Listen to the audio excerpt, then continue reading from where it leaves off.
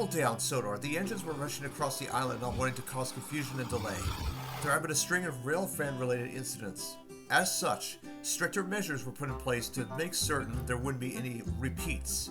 However, one such Railfan was going to give Sir Topham Hatt more than grief. At Vickerstown, Jeff the Works Diesel was resting in a siding. He had been called away from the works to help shunt, as Rosie was needed on Thomas's branch line.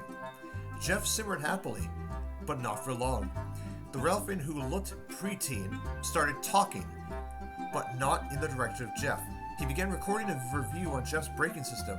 He pointed the camera at Jeff's coupling. The diesel didn't dare say a word. Once the recording stopped, the Railfan took off. Jeff was confused and concerned. That Railfan is going to be in serious trouble.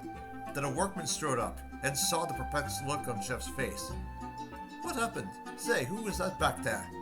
Jeff explained to the workman about the Railfan. I don't want to draw conclusions on this. Trust me, Jeff. I'll call Sir Topham Hatt at once, and he will get to the bottom of this. The workman telephoned Sir Topham Hatt. He was cross. Another troublemaker, Right. Let's keep a close eye on this Railfan and see what he does. I don't want further confusion, yet delay. All day, the Railfan kept recording reviews of railway property, not giving a care in the world about railway safety. He reviewed how to switch tracks at a junction lever. He then, while no one was watching, he set a signal from green to yellow back to green. Finally, he reviewed going into not just the Cows of Bear, but also Old Stuckup for the purposes of their operation controls. Both diesels were annoyed hearing all of this and witnessing Jeff's predicament. Eliza radioed into Joey and Lenny that were going to lay a trap. He's a child. We must do this another way. I agree with you, Lenny, but each time he runs like he's Sonic for Audrey's sake. Lenny confided in agreement, and that evening the Railfan was about to record how to uncouple trucks when... freeze! A swarm of police officers swarmed in, arresting the Railfan, seizing his phone as evidence. Sir Topham had arrived and was most displeased.